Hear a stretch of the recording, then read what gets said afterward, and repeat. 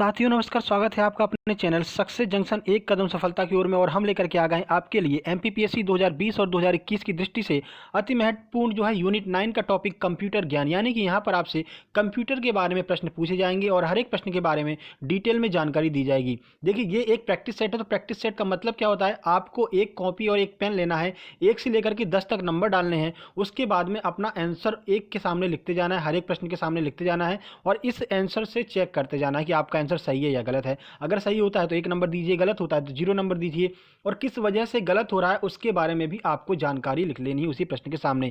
ये एक प्रैक्टिस करने का बेहतरीन तरीका होता है, यही एक स्ट्रेटजी होती है जब आप दूसरों से आगे निकलते हैं और एग्जाम में सिलेक्शन प्राप्त करते हैं। ठीक है, तो चलिए बिना समय गवाए हुए चलते सीधे प्रश्न नंबर 1 की ओर। हर एक यूनिट की वीडियो हम आपके लिए लेकर के आ रहे हैं, हर एक यूनिट का प्रैक्टिस सेट हम आपके लिए लेकर के आ रहे हैं। तो उसी क्रम में आज हम आपके लिए यूनिट 9 का कंप्यूटर ज्ञान से संबंधित ये वीडियो लेकर के आए हैं। चलिए प्रश्न नंबर 1 की बात करते हैं। देखिए प्रश्न नंबर 1 है, वाईफाई का पूर्ण रूप क्या होता है? ऑप्शन ए है वायरलेस फिडेलिटी, ऑप्शन बी है वायरलेस फिडे, ऑप्शन सी है वायर फिडेलिटी या फिर ऑप्शन नंबर डी है वायरलेस फीचर्स। तो बताइए क्या होता है वाईफाई का फुल फॉर्म। चलिए आपने आंसर लगा लिया होगा, चलिए आंसर देखते हैं, फिर उसके बाद में आपको इस प्रश्न के बारे में पूरी जानकारी देते हैं। देखिए सही आंसर है ए, यानी कि वायरलेस फिडेलिटी जो है वो वाईफाई का पूर्ण रूप होता है। अब ये वाईफाई कैसे काम करता है वो भी आपको बताते हैं, आइए देखते हैं। तो देखिए वाईफाई एक वायरलेस नेटवर्क प्रोटोकॉल है जो आसपास के उपकरणों को रेडियो तरंगों के द्वारा डाटा का आदान प्रदान करता है, यानी कि रेडियो तरंगों के माध्यम से डाटा का आदान प्रदान वाईफाई के द्वारा किया जाता है। अब इसके इतिहास की बात कर लेते हैं, क्योंकि प्रश्न कुछ भी पूछा जा सकता है आपसे। तो वाईफाई की शुरुआत 21 सितंबर 1988 को हुई थी। यह मुख्यतः personal computer, gaming, smart device, TV, printer, smartphone आदि में इंटरनेट प्रदान करने के लिए उपयोग में लाया जाता है। जैसा कि आप जानते भी हैं, अगर आप कहीं मान लीजिए लैब वगैरह में पढ़ने जाते होंगे तो वहाँ पर वाईफाई लगा रहता होगा, ठीक है, तो वो रेडियो तरंगों के माध्यम से आपके मोबाइल से कनेक्ट हो जाता है और आपको डाटा प्रदान करता है। ठीक है, चलिए स्टेशनों पर भी आप देखेंगे, रेलवे स्टेशनों पर अब जो है वाईफाई की सुविधा उपलब्ध करा दी गई है। ठीक है, चलिए आगे बढ़ते हैं, प्रश्न नंबर 2 की ओर चलते हैं। देखिए प्रश्न 2, किसी भी ब्राउजर या वेबसाइट का पहला या फिर मुख्य पेज जो होता है वो क्या कहलाता है? ऑप्शन ए है होम पेज, ऑप्शन बी है डोमेन, ऑप्शन सी है गूगल या फिर ऑप्शन नंबर डी है ब्राउजर। चलिए आंसर देखते हैं इसका। सही आंसर ए, यानी कि होम पेज कहलाता है किसी भी ब्राउजर या वेबसाइट का पहला या फिर जो मुख्य पेज होता है। आइए कुछ जानकारी आपको देते हैं। देखिए एक होम पेज आमतौर पर प्राथमिक वेब पेज होता है जो एक वेब ब्राउज़र से वेबसाइट पर नेविगेट करने वाले लोगों को सबसे पहले दिखाई देता है। ठीक है, इसे प्रारंभ पेज के रूप में भी जाना जाता है। चलिए ये तो टेक्निकल लैंग्वेज होगी, हम आपको समझा देते हैं कि कहना क्या चाह रहा है। तो देखिए जैसे कि आप किसी वेबसाइट पर सर्च करते हैं, मान लीजिए आपने गूगल पर सर्च किया सक्सेसजंक्शन.com, ठीक है, वेबसाइट ओपन किया आपने, तो जो सबसे पहले आपको दिखाई देगा, जो भी पेज सक्सेस जंक्शन के बारे में दिखाई देगा वो उसका होम पेज कहलाएगा। यानी कि उस वेबसाइट का पहला पेज जो सबसे पहले आपको दिखाई देता है वो होम पेज कहलाता है। ठीक है, और इसी के बारे में आपसे प्रश्न में पूछा गया था। चलिए आगे बढ़ते हैं, प्रश्न नंबर 3 की ओर चलते हैं। देखिए प्रश्न नंबर 3, बिजली चले जाने पर डाटा के नुकसान को रोकने के लिए किस यंत्र का प्रयोग किया जाता है? मान लीजिए आप काम कर रहे हैं और अचानक से बिजली चली गई, ठीक है, तो फिर क्या होगा कि जो आपका कंप्यूटर में डाटा आपने सेव नहीं कर पाए हैं, जो आप डाटा, वो इरेज हो जाएगा। तो इसको बचाने के लिए, इस दुविधा से बचने के लिए किस उपकरण का प्रयोग किया जाता है? ऑप्शन ए है मॉडेम, ऑप्शन बी है यूपीएस, ऑप्शन सी है रोम या फिर ऑप्शन नंबर डी है फ्लॉपी। चलिए आंसर देखते हैं। सही आंसर बी, यानी कि यूपीएस का यूज किया जाता है इस दुविधा से बचने के लिए। आइए आपको यूपीएस के बारे में कुछ जानकारी देते हैं। तो देखिए यूपीएस एक विद्युत उपकरण है जो इनपुट पावर स्रोत की पावर के विफल होने पर आपातकालीन स्थिति में कंप्यूटर को पावर प्रदान करता है। वही जो हमने आपको बताया कि मान लीजिए अचानक से बिजली चली गई, तो आपके अगर यूपीएस आपके कंप्यूटर से कनेक्ट होगा तो आपका कंप्यूटर कुछ देर चलता रहेगा। ठीक है, यूपीएस की पावर की मदद से कुछ देर चलता रहेगा, तब तक आप अपनी चीज़ों को सेव कर लीजिए, उसके बाद लाइट आ जाए तो फिर दोबारा काम कीजिए। ठीक है, तो ये क्या करता है, आपातकालीन स्थिति में कंप्यूटर को पावर प्रदान करता है। ठीक है, फुल फॉर्म इसका पूछा जाता है तो अनइंटरप्टेबल पावर सप्लाई जो है वो इसका फुल फॉर्म होता है यूपीएस का। ठीक है, चलिए आगे बढ़ते हैं, अगले प्रश्न की ओर चलते हैं। प्रश्न नंबर 4, देखिए इंटरनेट पर डाटा ट्रांसमिशन को नियंत्रित करने के लिए नियमों और प्रक्रियाओं का सेट क्या कहलाता है? यानी कि किस स्पीड में डाटा को जाना है, कैसे जाना है, कैसे कंप्यूटर में प्रवेश करना है, ये सारी चीज़ें एक मतलब कि एक सेट के माध्यम से सेट रहती हैं। बिल्कुल ठीक है, नियम और प्रक्रियाओं के माध्यम से चलती हैं, तो उसी नियम और प्रक्रियाओं के सेट को क्या कहते हैं? ऑप्शन ए है डोमेन, ऑप्शन बी है गेटवे, ऑप्शन सी आईपी या फिर ऑप्शन नंबर डी है प्रोटोकॉल। चलिए आंसर देखते हैं। सही आंसर डी, यानी कि उन नियमों के सेट को प्रोटोकॉल कहते हैं। चलिए कुछ जानकारी आपको देते हैं। देखिए, इंटरनेट पर डाटा ट्रांसमिशन को नियंत्रित करने के लिए एक प्रोग्रामों का सेट बनाया जाता है जिसे इंटरनेट प्रोटोकॉल कहा जाता है, और इसी सेट के अनुसार कंप्यूटर में इंटरनेट कार्य करता है। यानी कि कितनी कंप्यूटर की स्पीड आ रही है आपकी, कितनी वाईफाई की नेट की स्पीड आ रही है, ये सारी चीज़ें क्या कहलाती हैं, प्रोटोकॉल के माध्यम से जुड़ी होती हैं। जैसे मान लीजिए आपने प्रोटोकॉल का शब्द और भी कहीं सुना होगा, जैसे कोई विदेश से आ रहा है, मतलब विदेश का कोई मंत्री वगैरह आ रहा है, तो कहते नहीं कि प्रधानमंत्री ने प्रोटोकॉल तोड़ करके विदेश मंत्री को जो है आमंत्रित किया या फिर उनकी मतलब आवाभगत की। तो प्रोटोकॉल का क्या मतलब होता है? प्रोटोकॉल का मतलब ये होता है कि एक नियम होता है, उस नियम के अनुसार प्रधानमंत्री जो है वो मतलब नहीं जाएंगे एयरपोर्ट पर या फिर किसी का स्वागत नहीं करेंगे, लेकिन क्या करते हैं, प्रोटोकॉल को तोड़ करके उनका स्वागत किया। यानी प्रोटोकॉल एक नियम का सेट होता है जिसके माध्यम से जो है कंप्यूटर कार्य करता है। ठीक है, चलिए आगे बढ़ते हैं, प्रश्न नंबर 5 की ओर चलते हैं। प्रश्न नंबर 5, कंप्यूटर में काम करते वक्त आने वाले एरर को क्या कहा जाता है कंप्यूटर की भाषा में? आइए देखते हैं। ऑप्शन ए है कर्सर, ऑप्शन बी है बग, ऑप्शन सी है वायरस, या फिर ऑप्शन नंबर डी है सॉफ्टवेयर। तो आप अगर कंप्यूटर में काम कर रहे हैं तो आने वाले एरर को क्या कहते हैं? आइए देखते हैं। सही आंसर बी, यानी कि जो बीच में एरर आता है उसे बग कहा जाता है कंप्यूटर की भाषा में। देखिए, कंप्यूटर में काम करते वक्त आने वाले एरर या कमियों को बग कहा जाता है और इसको सुधारने की प्रक्रिया को डीबगिंग कहा जाता है। ठीक है, चलिए आगे बढ़ते हैं, प्रश्न नंबर 6 की ओर चलते हैं। सारे के सारे प्रश्न बहुत ही ज़्यादा महत्वपूर्ण है आपकी परीक्षा की दृष्टि से। MICR प्रणाली का प्रयोग मुख्यतः कहाँ पर होता है, ये आपसे पूछा जा रहा है।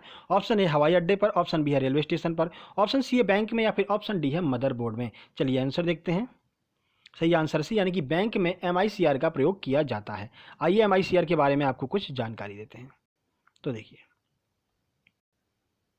MICR का प्रयोग अधिकतर बैंक में किया जाता है। इसका पूर्ण रूप क्या होता है, तो फुल फॉर्म आपसे पूछा जाता है MICR का, तो मैग्नेटिक इंक करेक्टर रिकॉग्निशन जो है वो इसका फुल फॉर्म होता है MICR का, याद रखिएगा। ठीक है, यह चेक और अन्य वाउचरों में सबसे नीचे होता है। इसमें आमतौर पर दस्तावेज प्रकार, संकेतक, बैंक कोड, बैंक खाता संख्या, चेक नंबर, चेक राशि आदि चीज़ें शामिल रहती हैं। तो MICR एक प्रकार का कोड होता है, ये आपको याद रखना है। इसका फुल फॉर्म बहुत बार पूछा जाता है, फुल फॉर्म आपको याद रखना है। और फुल फॉर्म कुछ इस तरह से पूछ लेते हैं कि MICR में आई का अर्थ क्या है, तो आपको बताना पड़ता है। आई का अर्थ होता है इंक, आर का अर्थ क्या होता है, रिकॉग्निशन जो है आर का अर्थ होता है। ऐसे पूछ लिया जाता है, एक एक शब्दों का यहाँ पर फुल फॉर्म पूछ लिया जाता है। ठीक है, तो याद रखना है आपको। चलिए आगे बढ़ते हैं, प्रश्न नंबर 7 की ओर चलते हैं। कितने नंबर आपके आए हैं उसको आपको कमेंट बॉक्स में कमेंट करना है ईमानदारी के साथ में, और जितने भी नंबर आ रहे हैं मेरे भाई उतने लोगों को आपको ये वीडियो शेयर भी करना है। ठीक है, अब देख लीजिएगा अपने हिसाब से, क्योंकि आप लोग हमारी हेल्प करेंगे तभी तो हम इतनी मतलब हमको अंदर से लगेगा कि हाँ आप लोग हमारी हेल्प कर रहे हैं, हमको और चीज़ें लेकर के आनी चाहिए और नई चीज़ें ढूंढ करके लानी चाहिए और मेहनत करनी चाहिए आपके लिए, है ना। तो जितने नंबर आएंगे आप उतने लोगों को शेयर करेंगे। चलिए देखते हैं, प्रश्न नंबर 7, मॉनिटर के डिस्प्ले के आकार को कैसे मापा जाता है? ऑप्शन ए है वर्टिकली, ऑप्शन बी है हॉरिजॉन्टली, ऑप्शन सी है डायगनली, या फिर ऑप्शन नंबर डी है इनमें से कोई नहीं। तो जो आप मॉनिटर देखते हैं, चाहे वो LED स्क्रीन हो, LCD स्क्रीन हो, तो उसको उसके आकार को किस रूप में मापा जाता है? यानी कि क्षैतिज रूप में मापा जाता है, ऊर्ध्वाधर रूप में मापा जाता है, या फिर विकर्णवत मापा जाता है? यानी कि वर्टिकली मापा जाता है, हॉरिजॉन्टली मापा जाता है, या फिर डायगनली मापा जाता है? चलिए आंसर देखते हैं। सही आंसर इसका सी, यानी कि डायगनली मापा जाता है मॉनिटर के डिस्प्ले के आकार को। देखिए डायगनली कैसे मापा जाता है हम आपको बता देते हैं। तो देखिए, जैसे कि ये आपका मॉनिटर हो गया, ठीक है, ये आपका मॉनिटर हो गया। अब इसकी स्क्रीन को कैसे मापेंगे, तो कुछ इस तरह से मापते हैं इसकी स्क्रीन को, ये ऐसे डायगनली, कि कितने इंच की स्क्रीन है उसको आप डायगनली ही मापेंगे इस तरह से। ठीक है, ना तो सीधे मापते हैं और ना ही ऊर्ध्वाधर ऐसे क्षैतिज रूप में मापते हैं, हमेशा डायगनली मापते हैं। ठीक है, तो आपको ये चीज़ें याद रखनी है, डायगनली जो है वो इसका बिल्कुल सही आंसर हो जाएगा। ठीक है, चलिए आगे बढ़ते हैं। और कंप्यूटर मॉनिटर क्या होता है इसके बारे में तो आपको जानकारी है, ये एक आउटपुट डिवाइस होता है जो हमें सचित्र जानकारी प्रदान करता है। ठीक है, आगे बढ़ते हैं, प्रश्न नंबर 8 की ओर चलते हैं। प्रश्न नंबर 8, कंप्यूटर में प्रयोग होने वाली जावा भाषा को किस कंपनी ने बनाया था? ऑप्शन है डसाल्ट, ऑप्शन बी है माइक्रोसॉफ्ट, ऑप्शन सी ओरेकल, या फिर ऑप्शन नंबर डी है सैमसंग। चलिए आंसर देखते हैं। सही आंसर सी, यानी कि ओरेकल कंपनी ने कंप्यूटर में सबसे ज़्यादा प्रयोग होने वाली जावा भाषा को बनाया था। ठीक है, कब बनाया था ये भी देख लेते हैं, क्योंकि कुछ भी पूछ सकता है आपसे भाई, डेट भी पूछ सकता है। तो कंप्यूटर में सर्वाधिक प्रयोग होने वाली जावा भाषा का मतलब जावा भाषा का सबसे ज़्यादा प्रयोग होता है, और इस भाषा को ओरेकल कंपनी के द्वारा 23 मई 1995 के दिन रिलीज किया गया था। तो डेट आपको याद रखनी है, डेट आपके लिए बहुत ज़्यादा महत्वपूर्ण है। ये जो डेट आपको दिखाई दे रही है 23 मई 1995, ये बहुत ज़्यादा महत्वपूर्ण है आपके लिए। ठीक है, याद रखिएगा, ओरेकल कंपनी के द्वारा। आगे बढ़ते हैं, प्रश्न नंबर 9, फेसबुक का पुराना नाम क्या था? ये बहुत महत्वपूर्ण प्रश्न है, और अगर शायद ही बहुत कम लोगों को पता होगा कि फेसबुक का पुराना नाम क्या था। तो आज हम आपको फेसबुक के इतिहास के बारे में बताएंगे। ठीक है, चलिए देखते हैं। ऑप्शन है वी चैट, ऑप्शन बी है ऑर्कुट, ऑप्शन सी है फेस मैश या फिर ऑप्शन नंबर डी है फेस टॉक। चलिए आंसर देखते हैं। सही आंसर सी यानी कि फेसबुक का पुराना नाम फेस मैश हुआ करता था। तो कहाँ से कैसे शुरुआत हुई आइए आपको बताते हैं। तो देखिए, फेसबुक एक सोशल मीडिया प्लेटफॉर्म है जिसकी स्थापना 4 फरवरी 2004 को अमेरिका में की गई थी। इसके संस्थापक कौन है? तो मार्क जकरबर्ग इसके संस्थापक हैं। इसकी शुरुआत की बात कर लेते हैं। तो शुरुआत जो है वो 2003 में हुई थी। 2003 में जो है फेस मैश के नाम से इन्होंने मार्क जुकरबर्ग और हार्वर्ड विश्वविद्यालय के छात्रों ने मिलकर के इसको बनाया था। किस लिए बनाया था? तो छात्रों का एक ग्रुप हुआ करता था, वो लोग आपस में बात करने के लिए उन्होंने 2030 में फेस मैश के नाम से ये जो है एक प्लेटफॉर्म बनाया था, जो कि आगे चल करके बहुत अच्छा उन्होंने रिस्पांस उसका अच्छा मिलने लगा। तो फिर उन्होंने क्या किया, 4 फरवरी 2004 के दिन इसकी स्थापना कर दी और इसका नाम बदल करके फेसबुक कर दिया, जो कि आज लगभग बहुत सारे लोग, लगभग दुनिया के 80% लोग फेसबुक का यूज करते हैं। ठीक है, चलिए आगे बढ़ते हैं, प्रश्न नंबर 10 की ओर चलते हैं। देख प्रश्न नंबर 10, सॉफ्टवेयर कोड में त्रुटियों को ढूंढने की प्रक्रिया को क्या कहते हैं? यानी कोई परेशानी अगर सॉफ्टवेयर कोड में आ रही है तो उसको सर्च करने की प्रक्रिया क्या कहलाती है? ऑप्शन है डीबगिंग, ऑप्शन बी है बगिंग, ऑप्शन सी है कंपाइलिंग या फिर ऑप्शन नंबर डी है पासवर्ड। चलिए आंसर देखते हैं।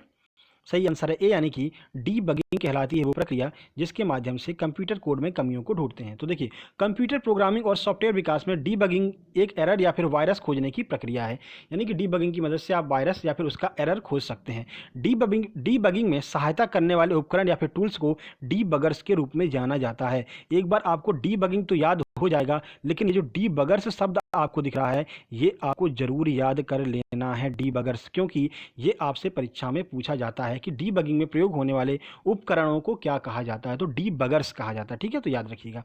बाकी हम बात कर लेते हैं, वीडियो आपको कैसी लगी? अगर आपको वीडियो पसंद आई हो तो वीडियो को लाइक कर दीजिए, पहली बात। ठीक है, दोस्तों के पास शेयर कर दीजिए, जितने नंबर आपके आए उतने लोगों के पास आपको शेयर करना है। ठीक है, और अगर आप चैनल पर पहली बार आए हैं तो चैनल को सब्सक्राइब करके नोटिफिकेशन बेल जरूर दबा लीजिएगा, जिससे कि आगे जो भी प्रैक्टिस सेट की वीडियो आती रहती है वो आपके पास समय समय पर पहुंचती रहे। और प्रैक्टिस ही इस समय आपके लिए सबसे ज़्यादा महत्वपूर्ण है। जितनी ज़्यादा प्रैक्टिस कर लेंगे उतना आप दूसरों से आगे बढ़ जाएंगे, उतना आपको मतलब अंदर से उतना कॉन्फिडेंस आपका बूस्ट होगा और आप आगे की ओर बढ़ते चले जाएंगे और दूसरों से जो है आपके अधिक नंबर आएंगे। साथ ही साथ मैं आपको बता दें, हम यूनिट 8 की जो वीडियो है आपकी वो सुबह 7:30 बजे 360 डिग्री करंट अफेयर्स के नाम से लेकर के आते हैं।